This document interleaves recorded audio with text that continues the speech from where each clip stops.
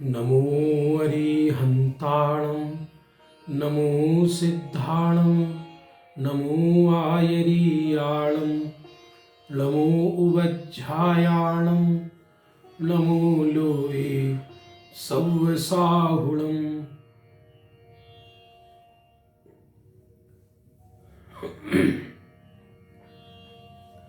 बंधु, 2020 समाप्त होने वाला है और 2021 प्रारंभ होगा।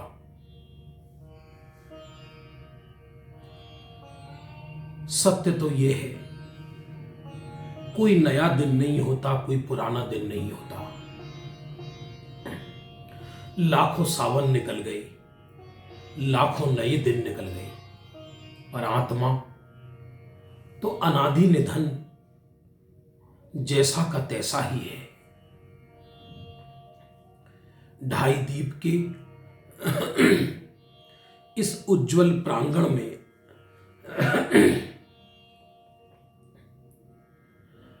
हम ढाई दीप के अंदर होने वाली एक ऐसी घटना का निरूपण करते हैं जिससे हम सबको संसार शरीर भोगों से वैराग्य जागेगा।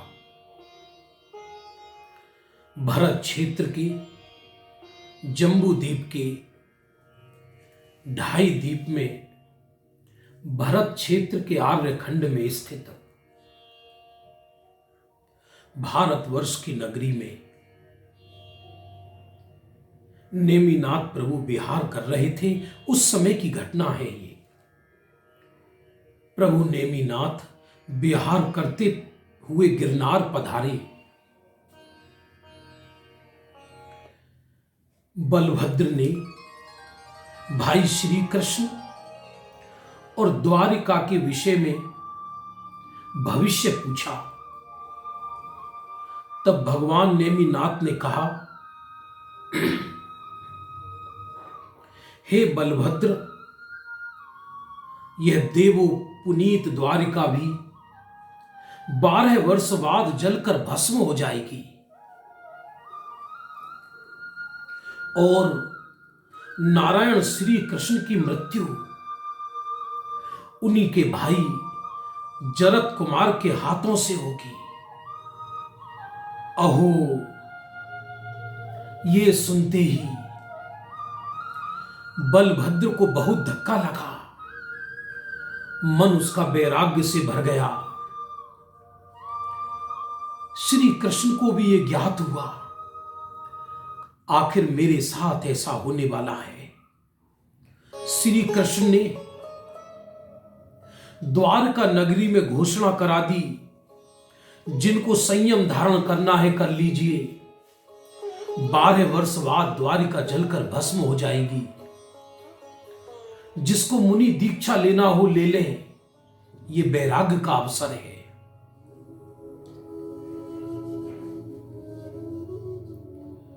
ये वैराग्य का अवसर है, वैराग्य का।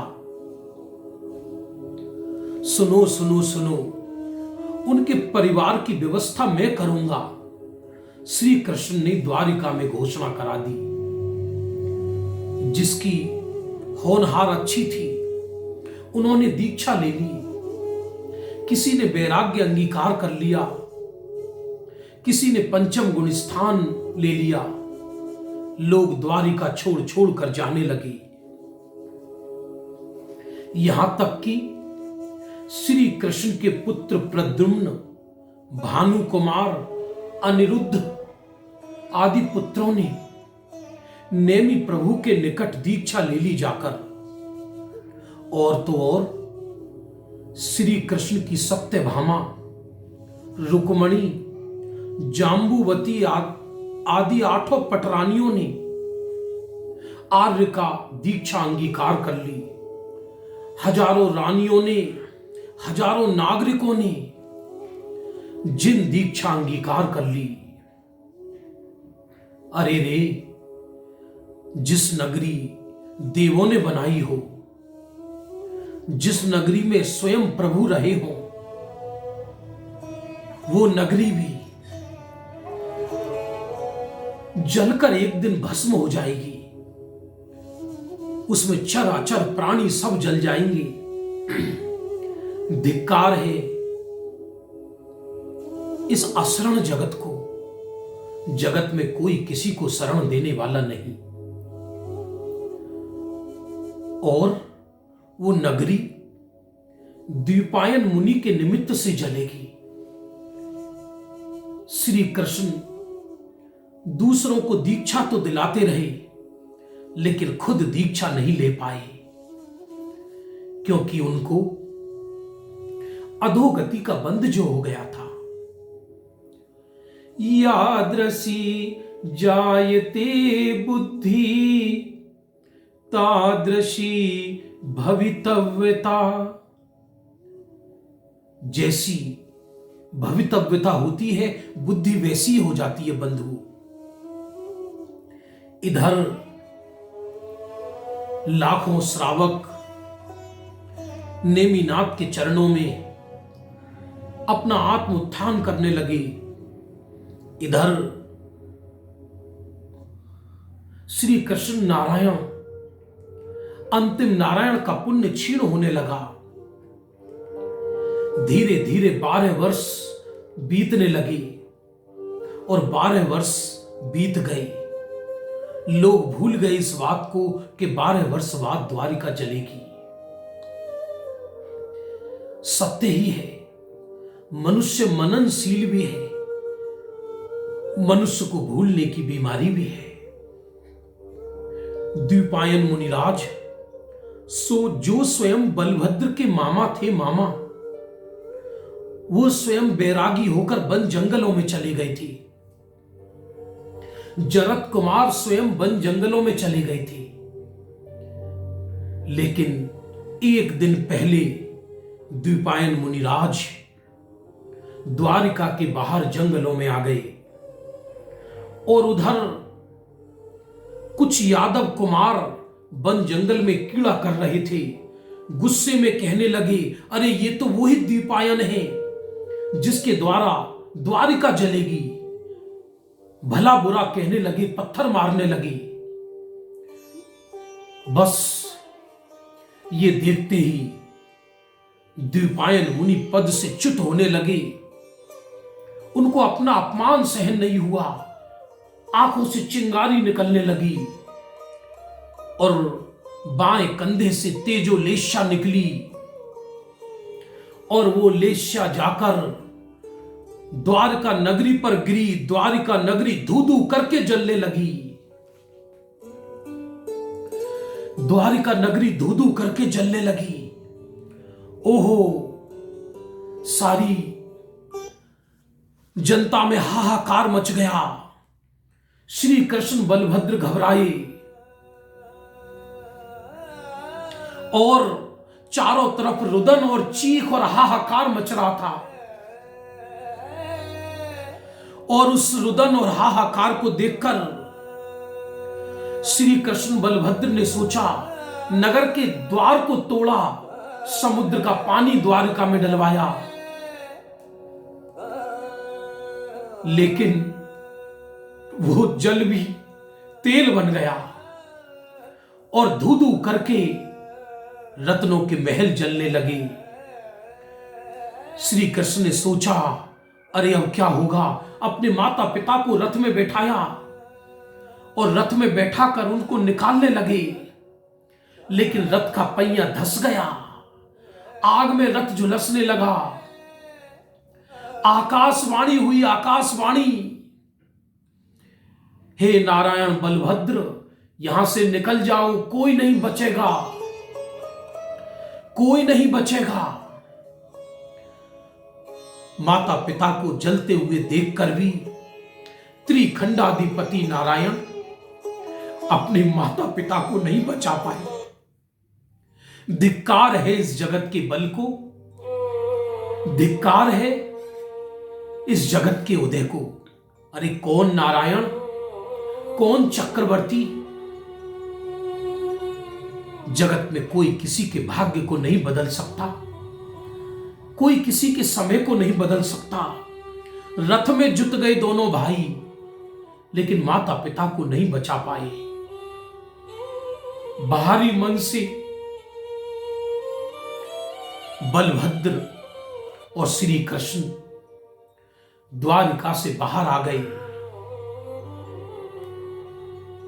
कई दिन तक उस स्थान को देखते रहे। 6 महीने तक धू धू करके जलती रही द्वारिका। कहां चले गए देव, कहां चले गए इंद्र, कहां चले गए वो देव जिन्होंने उस द्वारिका को रचाया।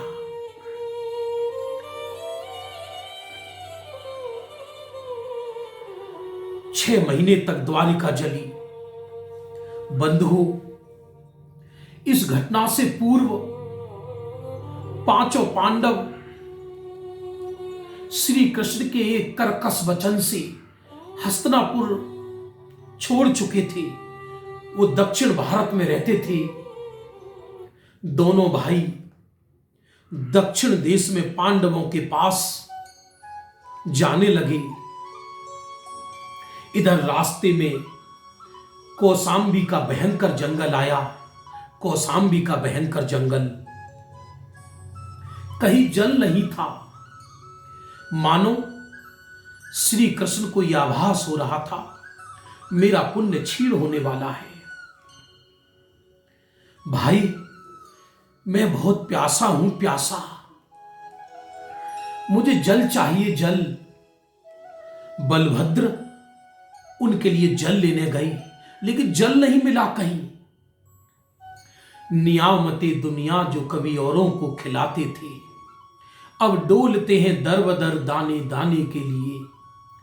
चादरे गुलाब पर जिन्हें कल मुश्किल से नींद आती थी, अब ढूंढते हैं ईंट वो तकिया लगाने के लिए। नींद आ गई, थके हुए थे कृष्ण।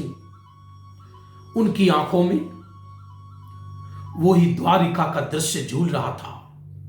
प्यासे थे, प्यासे। और इधर बलभद्र को कहीं जल नहीं मिला। जरत कुमार उन जंगलों में भटक रहे थे कि मैं द्वारका के पास नहीं जाऊंगा। लेकिन किसी को क्या मालूम था कि श्री कृष्ण की मृत्यु जरत कुमार को वही खींच कर ले आई। कृष्ण महाराज दुपट्टा ओढ़कर सो रही थी। उस दुपट्टा का छोर हिल रहा था हवा से। बलभद्र पानी खोज रहे थे। जरत कुमार को लगा कोई हिंसक जानवर है, उसका कान हिल रहा है, कहीं ये जानवर मुझे खा ना जाए। तो धनुष पे तीर खींचा एक और सनसनाता हुआ कृष्ण के पैरों में जाकर लगा।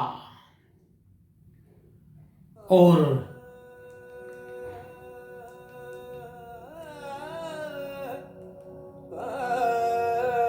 आयु क्षीण हो गई। एक तीर के लगत कृष्ण की बिनस गई काया। निढाल हो गया देह, हंस उड़कर चला गया। अहो,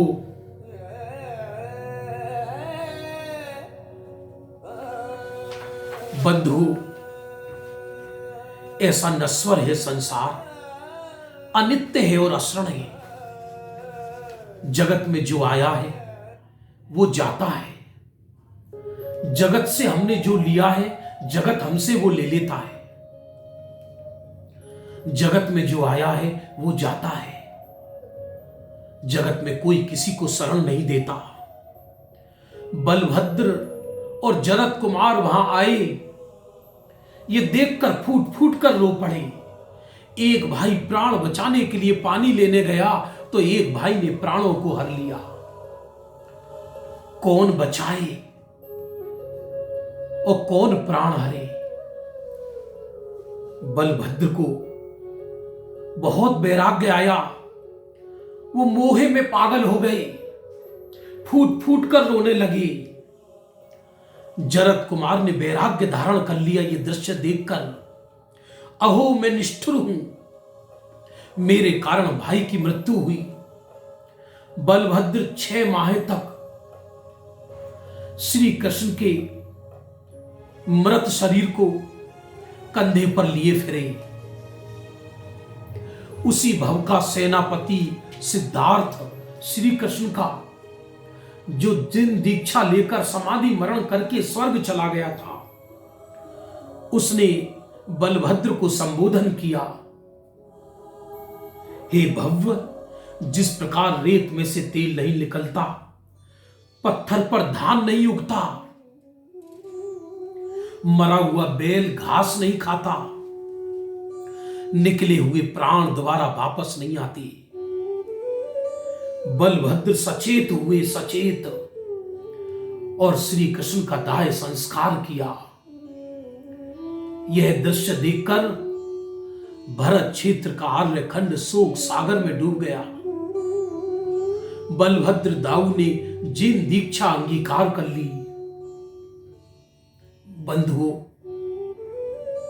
ये सारा जगत ज्ञानियों के लिए एक वैराग्य स्थली है और अज्ञानियों के लिए कीड़ा स्थली है।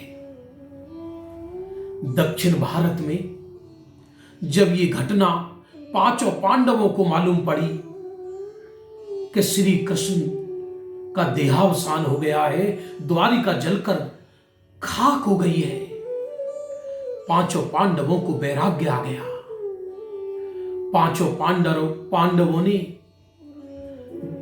नेमिनाथ प्रभु के स्वयं शरण में जिन दीक्षा अंगीकार कर ली और वन जंगलों में तप करने लगे। दुर्योधन के भांजे ने उन पर भीषण उपसर्ग किया। 3 पांडवों ने केवल ज्ञान पाया, 2 पांडवों ने सर्वार सिद्धि पाई। घटना तो बहुत बड़ी है। रात्रि का समय है बंधुओं, आज जरूर विचार कर लेना। डिप्रेशन में भी मत आना, क्योंकि मैं शुद्ध चैतन्य परमात्मा हूं। संयोगों से अभिमान में भी मत आना। इस देह का क्या अभिमान करना। यह कोरोना काल हम सब मुमुक्षुओं के लिए वैराग्य का संदेश लेकर आया है। यह देह अनित्य है, यह संयोग अशरण है।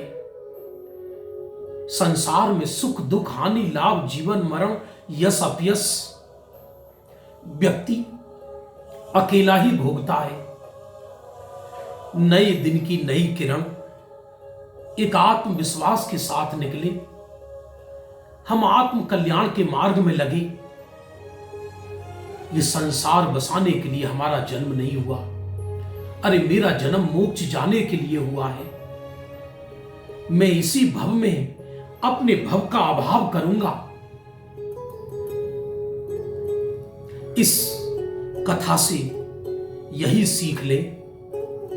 आज की यह कथा द्वारिका दहन, श्री कृष्ण की मृत्यु, पांचों पांडवों का वैराग्य अति संक्षिप्त में प्रस्तुत किया है।